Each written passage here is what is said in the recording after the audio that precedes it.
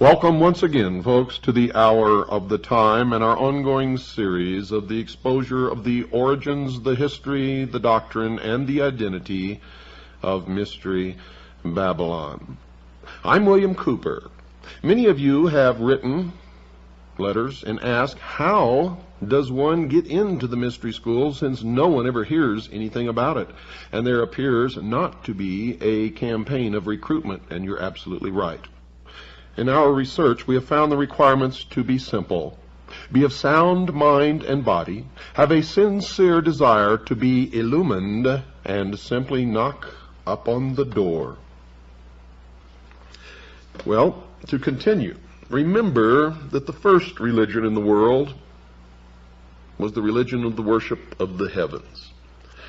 And man eventually came to recognize the sun as the representation of the power and the ability of the hidden God of the universe, the invisible God of the universe, the all-powerful creator of everything. But man, as he gained his intellectual ability, began to look toward himself, toward the intellect as that God, and the sun, the representation of what used to be the invisible God of the universe, then became the representation of the intellect, the light, Lucifer. And man began to worship the Luciferian philosophy. He believed, these people who call themselves the guardians of the secrets of the ages, and still believe, that man was held prisoner in the Garden of Eden by an unjust, vindictive, and very cruel God, the God of the Bible, and that he was set free from the bonds of ignorance through the gift of intellect given to him by Lucifer through his agent Satan. Now, many people believe that Lucifer and Satan are the same individual entity, and they may be. I don't know the answer to that.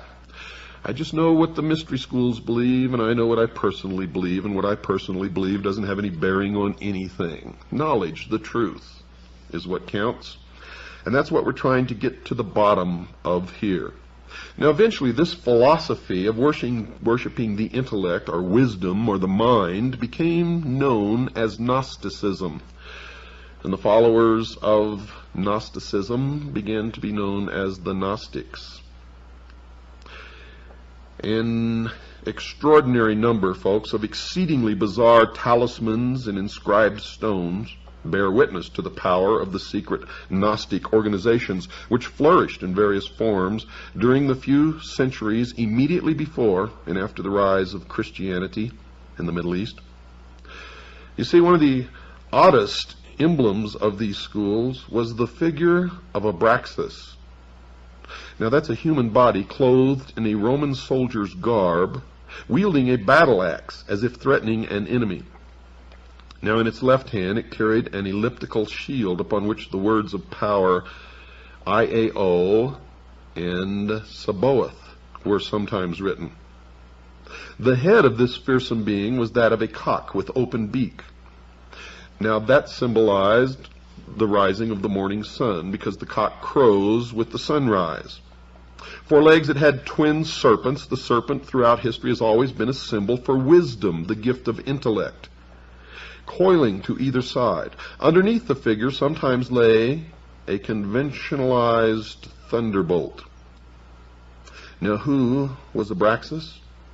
His name, in accordance with Kabbalistic computation, is decoded to mean 365.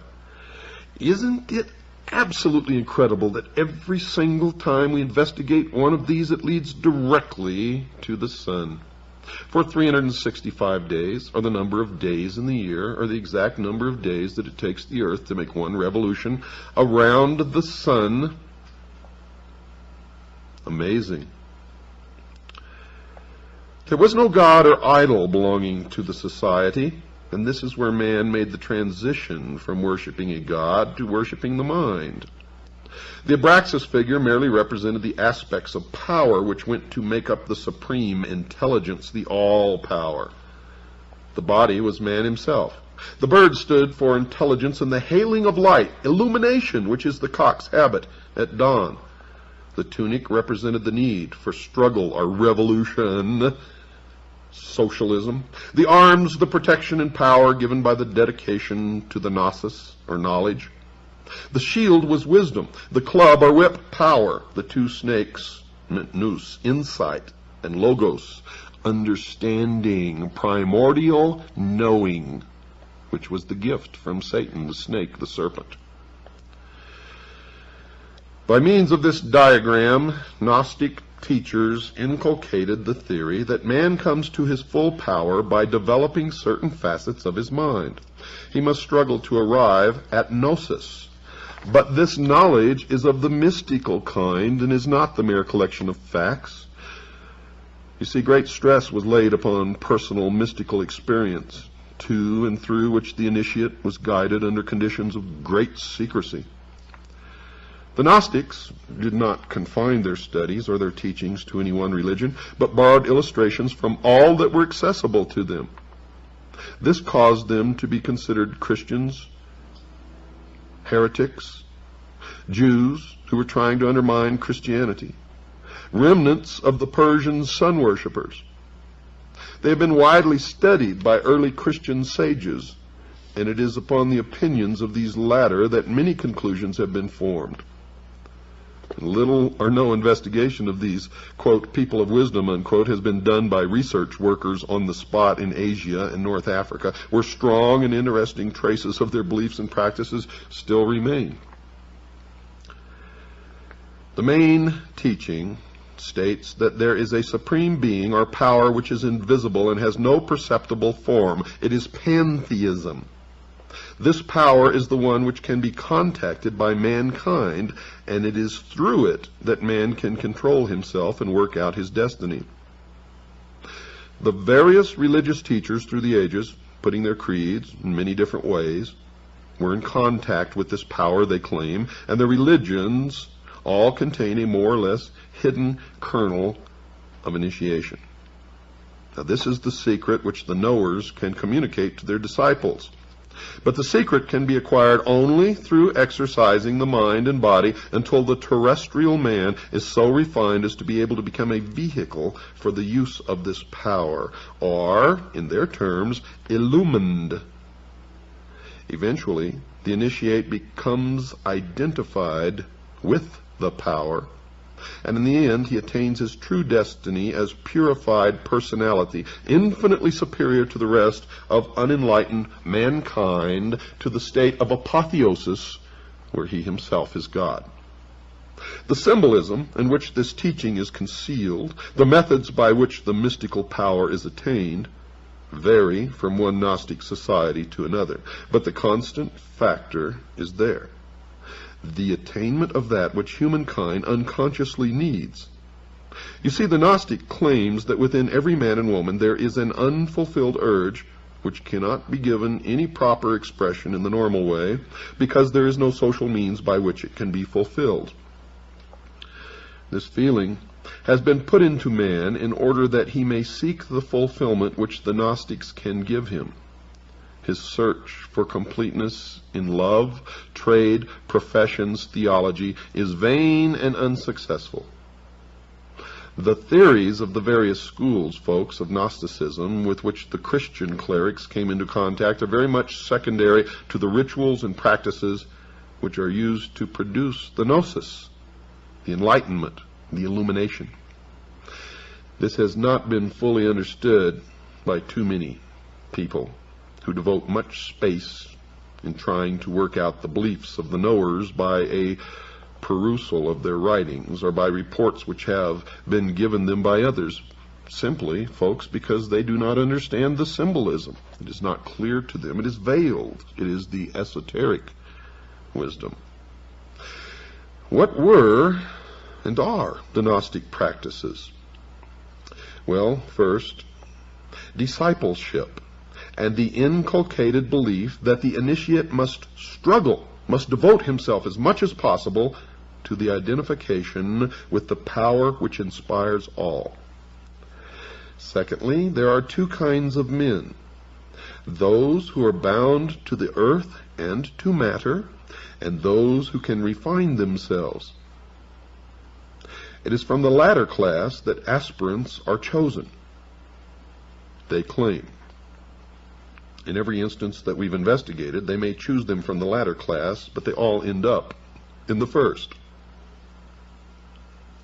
Thirdly, the methods by which the divine illumination may come are many and varied, and it is the province of the teacher to choose which path he will give to his disciple to follow. Some Gnostics believe that frenzy and excitement would produce the necessary liberation of the mind from the fetters of the body. Remember the Sphinx? Others consider that this could be done best by fasting and meditation. Present-day Gnostic practice in the East has it that different methods suit different temperaments. And this could be one cause for the historical confusion as to which branch of heretics practiced what. The Gnostics believed themselves to be intellectual aristocrats. Their knowledge was only for the few who were ready to receive it, and that's why they do not recruit. You must knock at the door, and you and only you know when you're ready to receive it. And this is what made them a secret cult, not the fear of persecution. They had their own passwords and shaking hands. They tickled the palm as an identification signal, and they helped one another in every conceivable way, just as Freemasons do today. For they are one and the same, as they have always been one and the same with all the different versions of the mystery throughout the ages. Now, some say that they could not be called pantheists because they considered that the doctrine was secondary to the experience of religion, and the theologians and ordinary priesthood of any religion did not approve of that. They were not, in fact, a religion like most others, because they stressed the importance of the individual before that of the community. Those who were more enlightened were more important in every possible way because they were valuable, refined aristocrats. At the same time, they taught that providing the well-being of the Gnostics was assured. So was that of the community at large. And this meant that they could subscribe to the outward doctrines of any religion and could continue to operate under many different political religious systems. Gnosticism profoundly influenced men's minds, even in Europe, up to and after the Middle Ages, and its basic way of thinking is probably an underlying factor in other secret societies whose members would be surprised to know it, because the pyramidal organizational structure of the membership of these organizations means that nobody below the top, the very top, really knows anything of the true religion and goals of the society to which they belong. And so these people could truly be said to be the greatest group of followers and fools in the history of the world. For they think that they are illumined, but in fact, they are never given any real secrets, and only those at the top truly know what is really going on. Terrible obscenities and other crimes have been laid at the door of the Gnostics by the early ecclesiastical writers, although there is little doubt that some of them did believe in mass ecstasy. It seems unlikely that their secrets were well enough known to enable the commentators to assess them. And in most cases, Whenever the commentators tried to assess them, they were assessing the exoteric, or the appearance, but not the esoteric, or the real truth of the object of the worship of the Gnostics. The belief that certain special men could control their destiny and obtain extra powers through dedication to Gnostic practices meant that inevitably there was a belief in magic. Remember on previous shows we discussed that belief in magic? Magic is real, folks. I have seen it work. It is not to be played with or laughed at or scoffed about. It is dangerous, extremely dangerous. The myriad Gnostic gems, or inscribed stones decorated with serpents, Kabbalistic names, and the rest, are more likely to be proofs of initiation and talismans than mere identification tokens presented to ensure admission to meetings, as some authors have thought. The reason for supposing this is that, one, the gems are very similar in many respects to talismans in use by other communities, including the Egyptians, and two, they can often be interpreted as containing magical messages or diagrammatical invocations. Ethically speaking, Gnostic belief is that there are two principles, that of good and evil. A balance must be struck between these forces, and the balance is in the hands of the Gnostic, the knower, partly because nobody else can tell whether an action is for the eventual good of the individual or the community. And this secret knowledge comes through the mystical insight which the supermen Gnostics attained. There's that reference to a super race or a superman again, which always crops up with these people, as it did with Hitler and many others. The rise of individuals who wrongly believed that they had attained to gnosis, all knowledge, some of whom were leaders of Gnostic societies, produced very notorious characters.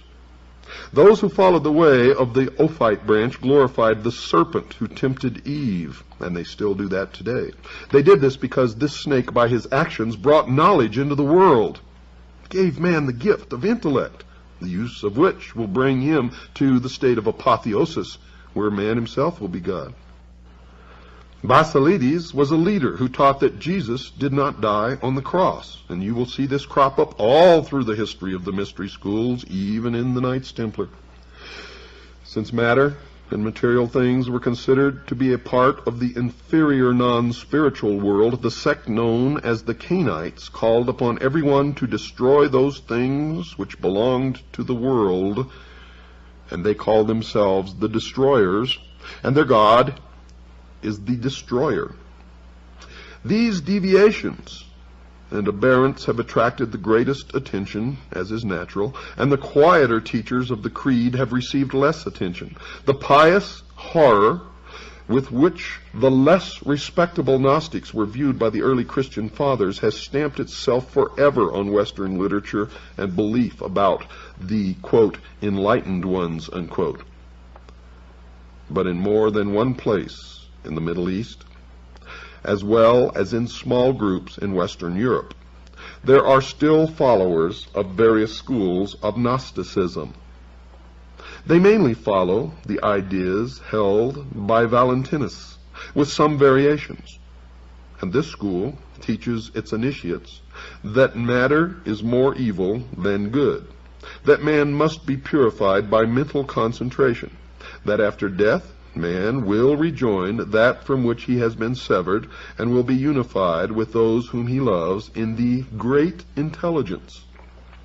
They also believe that all matter will eventually be destroyed by fire. And if they have their way, that could be absolutely true. The Mandeans, a small but tenacious community which dwells in Iraq, follow an ancient form of Gnosticism, which practices initiation, ecstasy, and some rituals which have been said to resemble those of the Freemasons. And of course they do, because they are. In every Masonic temple you will see somewhere up on the wall a big letter G, And you will see it in their symbology, in their books. You will see this letter G.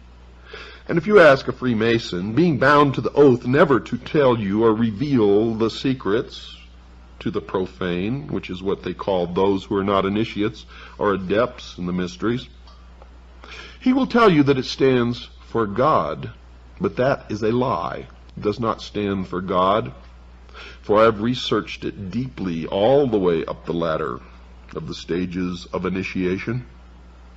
And at the top, those adepts known as the priesthood know this large letter G to represent Gnosticism.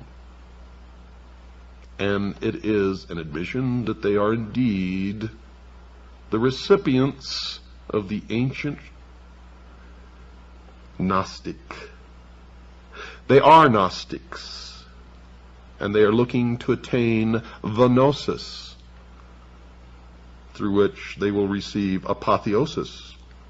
And they believe that they are the only ones in the world who possess truly mature minds, and thus are the only ones in the world capable of ruling the rest of us, whom they refer to as cattle. Cattle. Well, it's time to take a break, folks. Don't go away. I'll be right back after this very short pause. A most detailed account of what was said to be the 7 highest degrees of secret Egyptian initiation was first published in Germany in the 18th century. This strange and very exhaustive document combines many elements from the ancient mysteries. It seems to come from Greek sources, because many of the words used are Greek. And it could well be that we have here the modern beginnings of an attempted revival of ancient mysteries. Whatever it is not one of those fanciful and spurious ones which used to be printed merely to attract the credulous, because it is plausible in containing the sort of material which might well have formed the content of an initiation and mind conditioning system. And if you understand the secret religions as I do, and specifically the modern ones, you will quickly recognize this as authentic. The earliest version known is in the form of an anonymous pamphlet, probably not intended for public sale, of 30-odd pages, printed in 1785. Right in that area of history is momentous occurrences. It was republished in a French translation 30 years later, purporting to be the ritual of the master degree in Freemasonry. And if you know anything about the master degree in Freemasonry, you will soon see that it certainly is exact in its descriptions. The French editor claims that it is a composite ritual derived from the works of some 15 Greek and Roman writers. This degree, we are told, was open to Egyptian kings and priests alone, and only those specially recommended by an initiate could enter it. The usual procedure was that the pharaoh himself introduced the candidate to the priests. By them he was sent from Heliopolis, the city of the sun, and you'll never escape from the sun when you're studying the mysteries, to the Memphis priests. From there he went to Thebes. He was circumcised, forbidden to eat poultry or fish, and generally had to abstain from wine. He was put for several months in an underground cave and asked to write down his reflections. When he had done this, he was led to a passage supported by the pillars of Hermes, where he had to learn certain things which were inscribed thereon. As soon as he was word perfect, the Thesmorphus, or the introducer, came to him with a strong whip to keep the uninitiated or the profane at bay. He was blindfolded and his hands bound with cords. Now follows the procedure from the first degree of the select body. The candidate was led to the gate of men, where the introducer touched the shoulder of an apprentice, Portophorus, standing there on guard. He in turn knocked on the gate, which was opened. When the aspirant entered, he was questioned on various matters by the Hierophant. after which he was led around the Barantha in an artificial storm of wind, rain, thunder, and lightning. If he showed no sign of fear, Menes, the expounder, explained the laws of the Krata Rapoa, to which he had to agree. He was then taken in front of the Hierophant, made to kneel, and vowed fidelity with a sword point at his throat. As witness, he called upon the sun, moon, and stars. And where have you heard that before? His eyes were then unbandaged, and he was placed between two spare pillars called bateles, where lay a ladder of 7 steps, behind which were 8 doors of different metals of gradually increasing purity. The Hierophant, then addressing those present, as many Musai, are children of the work of celestial investigation, exhorted them to govern their passions and fix their thoughts upon God. Now the sun, the moon, and the stars, you should know by now, represent the doctrine, the church, and the initiates. The sun, of course, is the doctrine, the moon is the church, and the stars are the body of initiates, or the 1,000 points of light. The candidate was taught, folks, that the latter symbolized the wanderings of the soul. He was told the causes of wind, thunder, and lightning, and given other valuable information, such as medical lore. He was given the password of recognition of this degree, which was, and I spell it because I don't know the correct pronunciation, A-M-O-U-N, meaning secrecy. He was taught a grip, given a pyramidal cap, and an apron called xylon. Around his neck was a collar, and he wore no other clothes. His duty was to guard the gate of men in his turn. The Portophorus was now able, after showing his devotion, to proceed to the 2nd degree. Following a prolonged fast, he was taken into a dark chamber called Endymion, the invitation grotto. He was now of the degree of Neocorus. Handsome women brought him dainty food. They were the wives of the priest, who endeavored to excite his love. If he resisted these advances, he was further lectured by the master of ceremonies, and led into an assembly, where the stolista, or water-bearer, poured water over him. Then a living serpent was thrown at him. The whole room was full of snakes to test his courage. He was then led to 2 high pillars, between which stood a griffin driving a wheel before him. The pillars symbolized east and west, the griffin the sun, and the wheel of 4 spokes the 4 seasons. He was taught the use of the level and instructed in geometry and architecture. He received a rod entwined by serpents, and that rod is still used today by the medical community. It's called the caducus.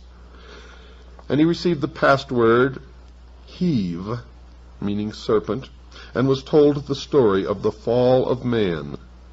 The sign consisted in crossing the arms over the chest, and his duty was to wash the pillars. Now, when the initiate was initiated into the 3rd degree, the member was given the title of Melanophorus. He was led to an anteroom, over whose door was written, Gate of Death. The room was full of copies of embalmed bodies and coffins. Here, too, were a number of dissectors, embalmers, and so on. In the center stood the coffin of Osiris. The Melanophorus was asked if he had had a hand in the assassination of his master. On his denying the question, he was seized by 2 tapaxites, or men who buried the dead, and led into a hall where he found all the other Melanophores clothed in black. The king himself, who always was present on these occasions, addressed him in an apparently friendly way, begging him if he did not feel courage enough to undergo the test now to be applied to him, to accept the golden crown he was offering him. Well, he had already been coached to refuse the crown and tread it underfoot.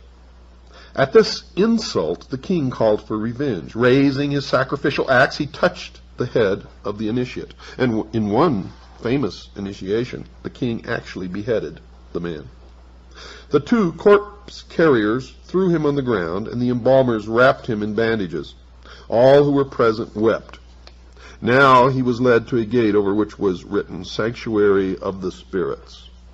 Now the initiate was not supposed to be beheaded in that one famous initiation. And I don't know what they chalked that up to.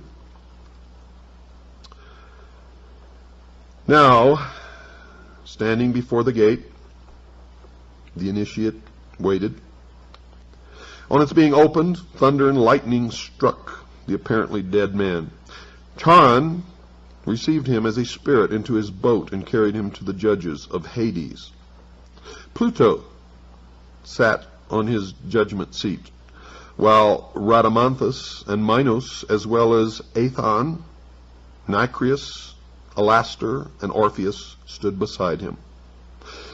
Very severe questions were put to him as to his former life, and finally he was sentenced to remain in these subterranean vaults. Now remember, this is an initiation, which sometimes lasts for months and even years. The bandages were removed, and he was told never to desire blood, never to leave a corpse unburied, and to believe in the resurrection of the dead and the judgment to come.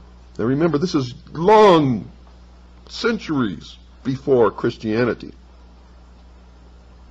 He was taught coffin decoration and the peculiar hierogrammatical script. The sign was an embrace to express the days of wrath. He was kept in these underground chambers until thought fit to proceed to a higher degree.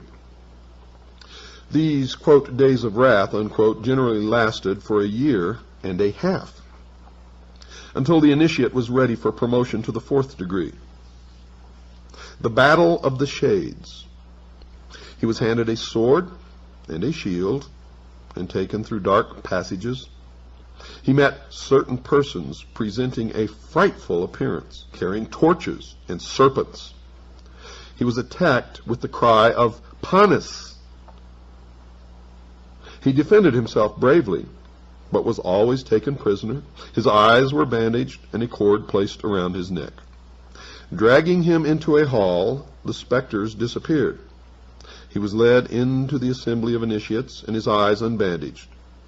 Before him he saw a magnificent hall decorated with beautiful paintings. The king and the highest dignitary, the demiurgos, were present. All were wearing their alidai, an Egyptian order composed of sapphires. Among those present were the secretary, the treasurer, and the master of feats. The orator made a speech congratulating the new member on his fortitude. He was given a drink called sais, which he drank to the dregs. And this was probably the ritual drink of honey or milk, water, wine, and gruel, and perhaps some hypnotic drug. He donned the boots of Anubis, took up the shield of Isis, put on the cloak and cap of Orcus. He was handed a sword and told that he must cut off the head of the next person he met in a cave and bring it back to the king. This cave was pointed out to him. Entering it, he saw what seemed to be a beautiful woman, but in reality was a model of one. Now notice it's a woman. He seized this by the hair and severed the head. This he brought back to the monarch, who praised him, telling him that he had symbolically won the head of the Gorgon, wife of Typhon, who had caused the death of Osiris. He was now permitted always to wear the dress which had been given to him, and he was entered in a book as one of the judges of the land. Notice that, one of the judges of the land. He was able to communicate at any time with the king and received an allowance from the court. He was invested with an order, that of Isis in the shape of an owl, And it was revealed to him that the secret name of the great lawgiver was J-O-A, Joah, which was also the password of this degree. But the password for the meetings of the Christophori, as the fourth degree initiates were called, was Sassicus. The fifth degree, that of Balahate, could not now be refused to the Chrysophorus if he demanded or requested it. He was led to a hall to watch a play at which he was the only onlooker. Other members of the degree went through the hall as if looking for something. One drew his sword, and the terrible figure of Typhon appeared. Of course he was slain. And now the Dew Balahate was told that Typhon represented fire, a terrible element which was at the same time indispensable. The password was Chimia, and the teaching was in chemistry, or alchemy. In order to become an astronomer of the gate of the gods, the sixth degree, the candidate was taken to the hall of assembly, bound and led to the gate of death. He was shown corpses which had been cast into water, and warned that he might be similarly treated if he broke his oath.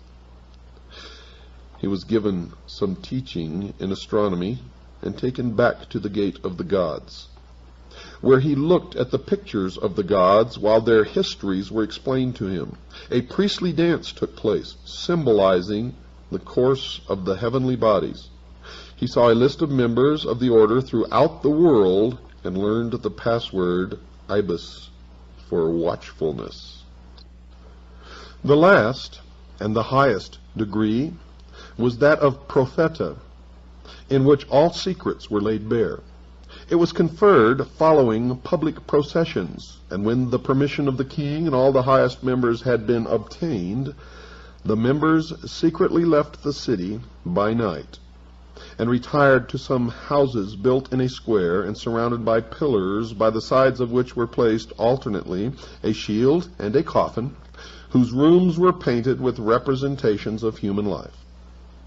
Now these houses were called Menares, for the people believed them to be visited by the manes of departed men.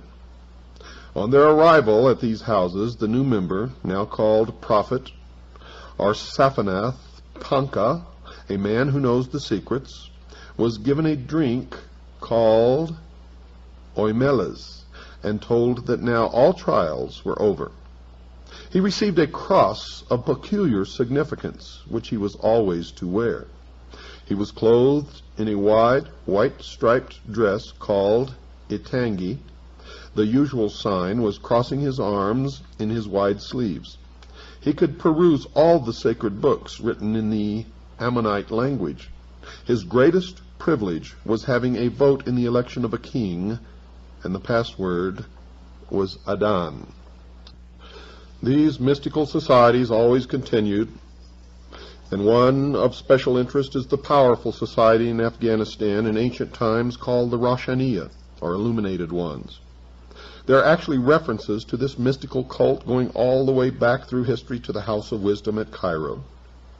The major tenets of this cult were the abolition of private property, the elimination of religion, the elimination of nation-states, the belief that illumination emanated from the Supreme Being who desired a class of perfect men and women to carry out the organization and direction of the world, belief in a plan to reshape the social system of the world by first taking control of individual countries one by one, and the belief that after reaching the fourth degree one could communicate directly with the unknown supervisors who had imparted knowledge to initiates throughout the ages.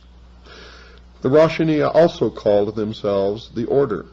Initiates took an oath that absolved them of all allegiance except to the Order, and stated, quote, "I bind myself to perpetual silence and unshaken loyalty and submission to the Order. All humanity which cannot identify itself by our secret sign is our lawful prey," unquote. The oath remains essentially the same to this day. The secret sign was to pass a hand over the forehead, palm inward, the countersign to hold the ear with the fingers and support the elbow in the cupped other hand. Does that sound familiar? If you sit in a courtroom in just about any city in this land, you will see those signs exchanged between lawyers and defendants and judges. And you will see that whenever these signs are exchanged, whoever initiated the exchange will usually, in fact, most often does, win the court case. The order, of course, is the order of the quest. And the cult preached that there was no heaven, no hell, only a spirit state completely different from life as we know it. The spirit could continue to be powerful on earth through a member of the order, but only if the spirit had been itself a member of the order before its death. Thus, members of the order gained power from the spirits of the dead members. The Roshaniya took in travelers as initiates and then sent them on their way to found new chapters of the order, and they were called fellow travelers. You see this order, as all before it, and all since, are socialists, communists. It is believed by some that the assassins were a branch of the Roshaniya. And branches of the Roshaniya are the illuminated ones, or the Illuminati, exist and still exist everywhere. One of the rules was not to use the same name and never mention, quote, Illuminati, unquote. That rule is still in effect today. And it's probably the breaking of that rule that resulted in Adam Weishaupt's downfall. Remember, folks, that we have really only just begun, and you are just beginning to understand, although some of you may think that you already understand. I can assure you that maybe a very small minority of you really do. Most do not. We have a long way to go in this history and in your own particular individual illumination. Oh, I just love it. I just love it, exposing these people who claim that they're doing everything for the benefit of mankind, who really have all the guilt for most of everything bad that has ever happened to mankind resting squarely upon their shoulders. Now, if you'd like a packet of information, if you'd like to know how to join CAGI, if you'd like to purchase my book, or if you'd like to donate to pay for the airtime of this show, make a check or money order out to WWCR. That's to pay for the airtime. And send it to Stan, along with your request for information and whatever else that you may wish. Send it to Stan, P.O. Box 889, Camp Verde, Arizona, 86322.